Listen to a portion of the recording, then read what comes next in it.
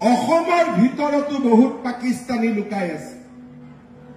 cricket খেলত পাকিস্তান জিকিলে বোমা ফুটাই আৰু ফেসবুক সোশ্যাল মিডিয়া পাকিস্তান জিন্দাবাদ পোস্ট লিখে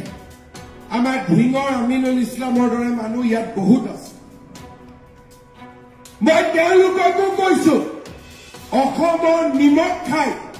ভাৰতৰ নিমখ খাই পাকিস্তানৰ জয়গান গালে মাৰি ঠেং ভাঙি দিব লাগে না নাই মাৰি ঠেং ভাঙি দিব নালাগে না নাই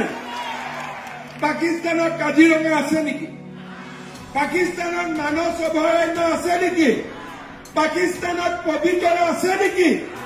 আমাৰ এমপি গৌৰৱ গগৈয়ে পাকিস্তানত 15 দিন থাকি আহিছে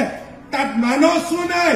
কাজিৰঙাও নাই পবিতৰাও নাই উৰাণও নাই কত মগজ মাৰি আছিলে আমাক জনাব লাগে নে নাই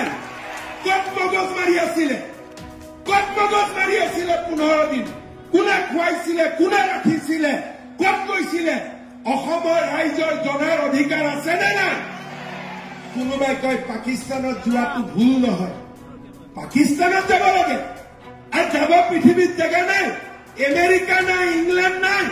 ভূটান নাই কাজিৰঙা নাই পবিতৰা নাই যাবৰ কাৰণে বিচাৰি পাই পাকিস্তান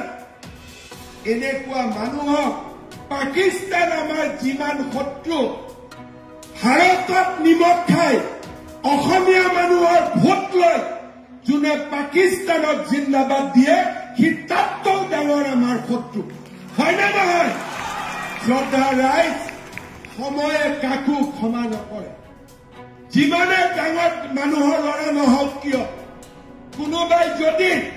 পাকিস্তানৰ লগত কম্প্ৰমাইজ কৰে আমি প্ৰত্যেকটো দিনৰ আমাক হিচাপ লাগিব কোন ৰাস্তা দি গৈছিল কৰ পৰা উভতি আহিলে কাৰ লগত ভাত খাইছিলে কাৰ লগত বহিছিলে আৰু সেই প্ৰশ্নৰ উত্তৰ হিমন্ত বিশ্ব শৰ্মাই কেনেকে উলিয়াব লাগে জানে আৰু মই উলিয়াই 10 ছেপ্টেম্বৰৰ আগতে ৰাইজৰ আগত থিয় কৰিম শ্ৰদ্ধাৰ ৰাইজ পেহেলগামৰ 27 জন নিৰীহ লোকৰ হত্যাই আমাক শিকাইছে যে ভাৰতৰ ভিতৰত যদি